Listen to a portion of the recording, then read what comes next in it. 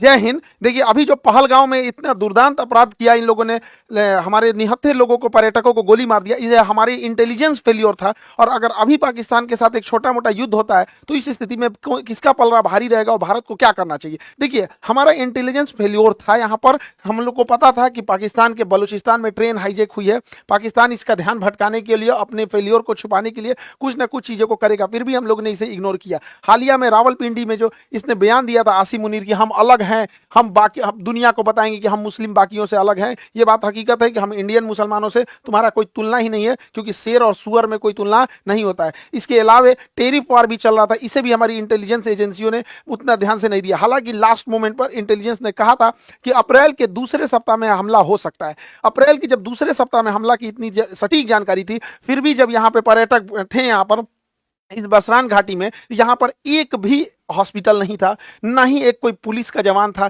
ना ही कोई मिलिट्री थी यहाँ पर। इसके अलावा जब यहाँ पे दुर्घटना हुई, जब आतंकवादियों ने गोली मारा, तो उस समय लगभग आधे घंटे बाद नीचे से आर्मी आ रही है या फिर पुलिस आ रही है। आधा घंटा में तो कोई पर्यटक को तो गोली वगैरह चलाने आता नहीं है, और ये पूरी घाटी खाली थी, कहीं छुपने का भी जगह नहीं था, वहां आराम से गोली मार दिया गया। कुछ लोगों की तो मृत्यु केवल ब्लड लॉस की वजह से हो गई, क्योंकि एम्बुलेंस भी 1.5 घंटा बाद आई थी। तो वहां जब इतने बड़े पर्यटकों का स्थल था, इतने हजारों की संख्या में पर्यटक थे, तो सरकार क्या कर रही थी? आखिर इतना इंटेलिजेंस मिलने के बाद भी अगर ये आपका भी फेलियर है, तो सरकार कितने लोगों को सस्पेंड की? हालांकि गवर्नमेंट कई बार क्या होता है, ऐसे लोगों में सस्पेंड नहीं करती, क्योंकि गवर्नमेंट का गलती उजागर हो जाती है। लेकिन आपका गलती उजागर ना हो, इसके लिए आप किसी को सस्पेंड नहीं कीजिएगा, तो आगे फिर ऐसी घटनाएं होंगी यहाँ पर, और इस घटनाओं को ये सब फिर से दोहराएंगे सब। देखिए, इसमें करना क्या चाहिए, बिना लोकल के सपोर्ट के ये नहीं हुआ होगा। तो जो लोकल इनके स्पाई के रूप में काम कर रहे थे, उन्हें सेना जो है पब्लिकली सजा दे, सबके सामने जितनी कठोर सजा हो सकती है उतनी कठोर सजा दो। लेकिन वैसे कश्मीरी जिन्होंने पूरे तन मन से भारत के लिए अपना जान तक इन्होंने निछावर कर दिया, ऐसे कश्मीरी का रिस्पेक्ट होना चाहिए।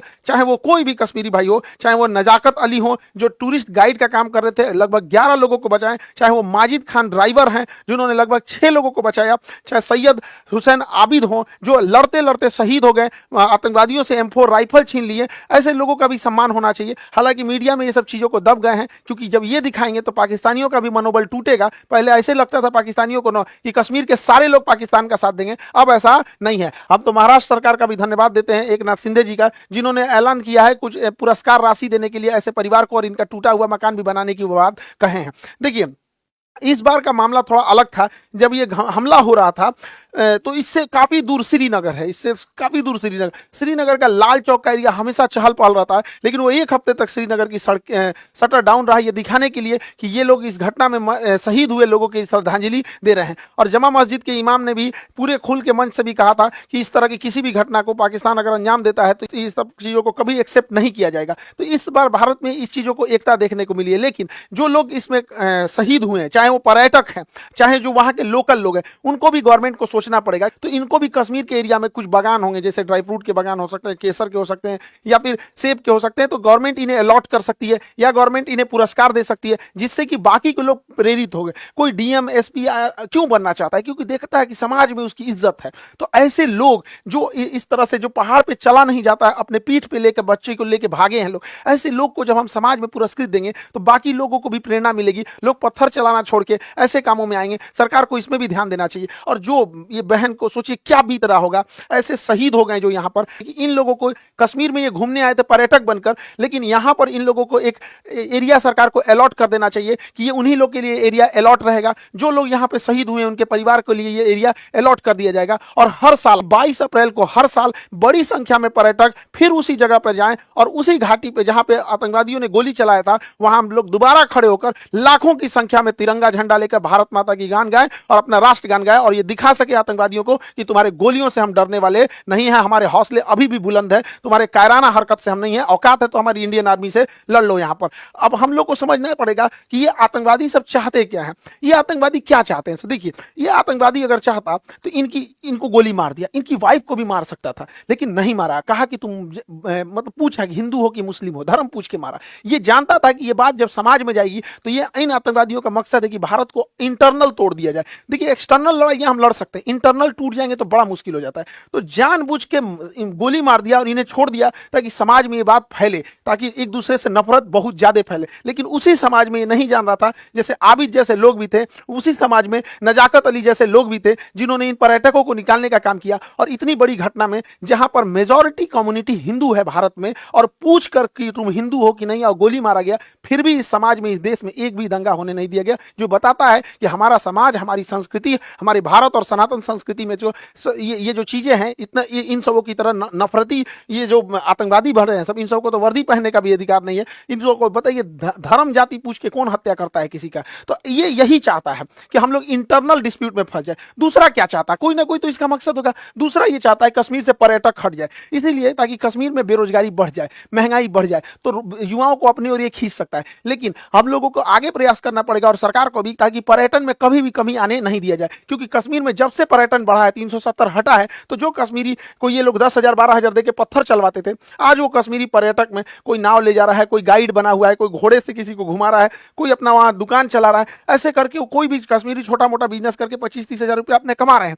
धीरे धीरे जब वो सेटल्ड हो जाएंगे तो अपना घर बनाएंगे, अपने बच्चों को पढ़ाएंगे, अपने लिए कुछ गाड़ी घोड़ा खरीदेंगे, फिर उनकी लाइफ होगी। तो कश्मीरियों को समझ में आएगा कि पाकिस्तानी उनका ब्रेन वॉश करते हैं, फिर उनको लगने लगेगा कि नहीं, हमको सब आतंकवादी पत्थर नहीं चलाना है, हमारा हंसता खेलता परिवार है। तो भारतीय सेना, भारत सरकार और 370 हटने के बाद बड़ी मेहनत से हम लोग गए। आज कश्मीरियों में पत्थर चलाने वाला इन चोटों को मिल नहीं रहे हैं सब, क्योंकि वो पर्यटन में एक दूसरे से घुले मुले हुए हैं सब। तो ये हम लोगों की भी जिम्मेदारी बनती है कि कहीं ऐसा ना हो कि इमोशन में आके, गुस्से में आके हम लोग इन आतंकवादियों के ट्रैप में फंस जाए। इस ट्रैप में हम लोग को नहीं फंसना है। अब जैसे सिंधु जल समझौता 1960 में था, इसके तहत क्या था, यानी सिंधु, झेलम, चिनाब, इन नदियों का पानी का अधिकार मिल गया था पाकिस्तान को, और सतलज, ब्यास, रावी, इसके पानी का अधिकार मिला था इंडिया को। वो भी हम लोग इसका पूरा यूज नहीं कर सकते, लेकिन भारत ने इनमें बहुत सारे डैम बना दिए। सलाल डैम, बेलगिहार, दुलहस्ती, किशनगंगा परियोजना, कई सारे डैम बना दिया।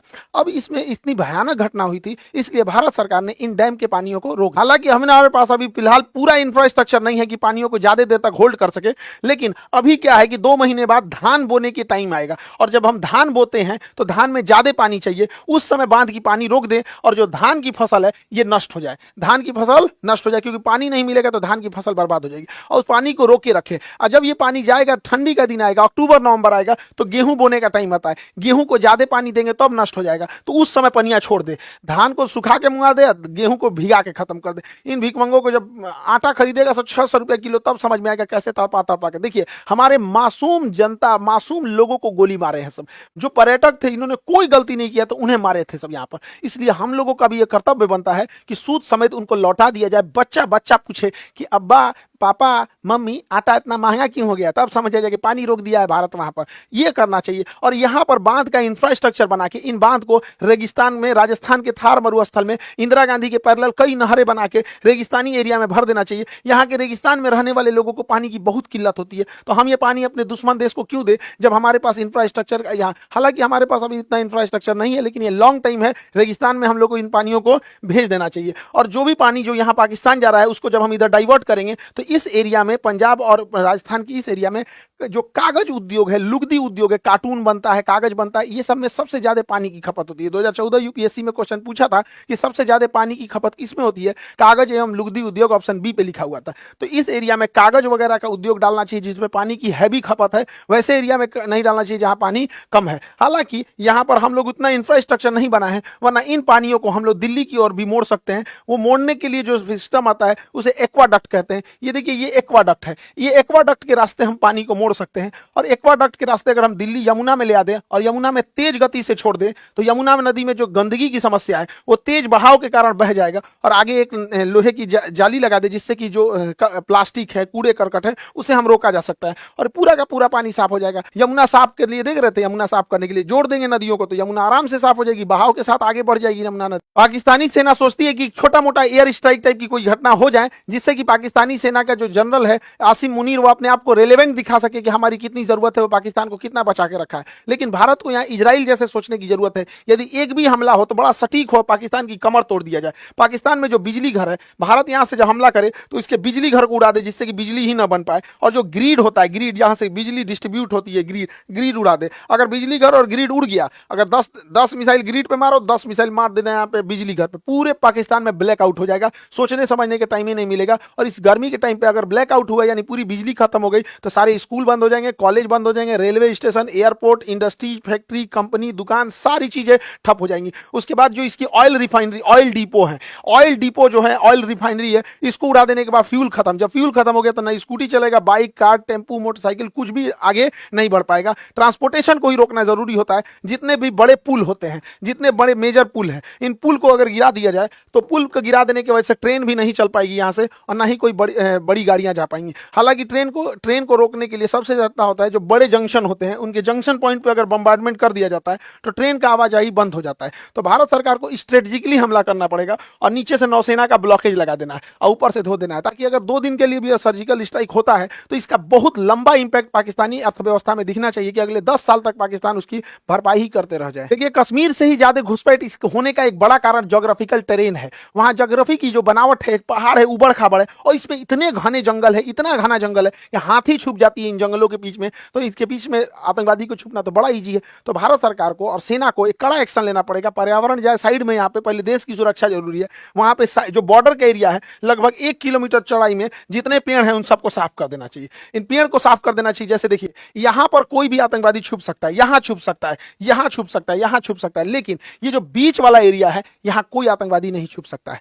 तो ऐसे जो एरिया है बॉर्डर से सट के लगभग 1 से 2 किलोमीटर की चौड़ाई में पूरा साफ कर देना चाहिए जंगल। लेकिन दिक्कत यह है कि अगर साफ कर देंगे तो कोई भी आएगा तो दिख जाएगा, तो ये तो ठीक है, लेकिन दोबारा जंगल उग जाएंगे। तो ऐसे क्या किया जाता है, एक सीमेंट ब्लैंकेट आता है, सीमेंट का कंबल होता है, उसको बिछा दिया जाता है, उसके ऊपर पानी का फुहारा मार दिया जाता है। तो बरसात से पहले बिछा दे, पानी का फुहारा मारेंगे, सट जाएगा, जमीन पकड़ लेगा, फिर उसके ऊपर कोई चीज नहीं उगेगा। तो 1.5-2 किलोमीटर खाली हो गया, कोई आए दंदना दो यहाँ पर। लेकिन ये क्या करेंगे सर, फिर सुरंग खोद के अंदर से आएंगे सर, थोड़ा पैसा लगेगा। एक ड्रेजिंग मशीन आती है, जितना गहरा खोदना है उतना गहरा ये खोद सकती है, ये खोदते हुए आगे बढ़ती है। तो ऐसे क्या है कि जहां तक, क्योंकि सुरंग खोदेंगे सब, मिट्टी से खोद सकते हैं सब, तो बॉर्डर के पास इन ड्रेजर मशीनों को लगा के पूरी ड्रिलिंग कर दे और उसमें सीमेंट, रीइंफोर्समेंट सीमेंट छत डाल के और ढलैया करते हुए चले जाए। यहाँ पर अडानी के पास तो सीमेंट की कमी है ही नहीं है, सरकार उससे लेके डाल दे यहाँ से वहां तक, पूरा अंदर अंदर दीवार टाइप का, कि नीचे से सुरंग में भी नहीं आ सकता। इससे क्या है कि थोड़े बहुत तक तो हम लोग रोक सकते हैं, ऐसा नहीं कि कहीं से भी सुरंग खोद के वो आ सकता है। उधर पाकिस्तान का प्रधानमंत्री कहता है कि पानी रोक देने को एक्ट ऑफ वार कहते हैं। अरे बैल कहीं का, रोकने से पहले हमको ही पता था, तुम कौन सी एक्ट ऑफ वार करेगा। 71 में हम लोग मारे थे तुमको, 93,000 फौज छोड़ के गए थे। आइए तुम्हारा नया ये है,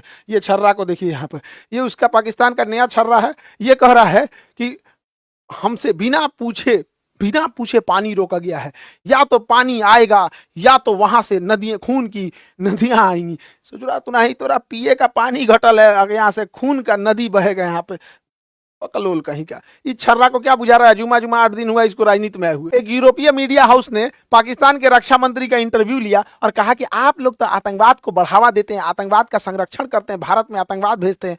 तो बुढ़वा कह रहा है, हाँ हम भेजते हैं, 3 दशक से भेज रहे हैं, 30 साल से, और अमेरिका के और यूरोप पे कहने पर भेज रहे हैं। ये बेचारी अंग्रेज पत्रकार थी, रे बकलोलिया, इसका तो मोए मोए हो गया, पूरा थुथुरे लटक गया इसका। ये सोची थी कि हम पाकिस्तान की बेइज्जती करेंगे, इसी का बेइज्जती कर दिया। इन बैलो, ये बुढ़वा के भरोसे मत रहना, ये डूबते जहाज है सब, कई गाड़ी को लेकर डूबेंगे सब। बेचारी के चेहरे उतर गया यहाँ पे। ये क्या कह रहा है कि हम भारत पर परमाणु बम मार देंगे। तुम पहले भारत पे परमाणु बम मारोगे तो ऐसे तो चला के तो मारोगे नहीं परमाणु बम, किसी जहाज से लेके आएगा, मिसाइल से ले आएगा मारने के लिए, ऐसे तो ले आके नहीं सीधा ने पटक देगा। तो हमारे पास S-400 है, तुम्हारा जहाज उड़ने से पहले, बुढ़ऊ समझ में आ गया चाचा, जहाज उड़ने से पहले S-400 को पता चल जाता है। अगर 400 किलोमीटर के दायरे में कोई जहाज जैसे टेक ऑफ करता है पता चल जाता है, मार के गिरा दिएगा। दूसरा, ये बुढ़वा क्या कहता है, ये बुढ़वा कह रहा है कि हम 130 गो मिसाइल परमाणु बम मारेंगे। अरे बैला कहीं का, तुम भारत को मारने के लिए 130 गो परमाणु बम चलाएगा, पूरा एशिया उड़ाना है क्या रे। ये बुढ़ा सठिया गया है, इसको पूरा एशिया, हम लोग को कोई जरूरत नहीं है 130 परमाणु बम चलाने की, हम लोग के लिए 5 गो इनफ है। इधर ग्वादर, इधर कराची, इस्लामाबाद, मुल्तान, लाहौर, पेशावर यही 5-6 गो है, ये है काम खत्म। यहाँ 130 गो चलाएगा ये बैल कहीं का। देखिए भारत सरकार को टेक्टिकली सोचना पड़ेगा कुछ खुफिया तरीके से।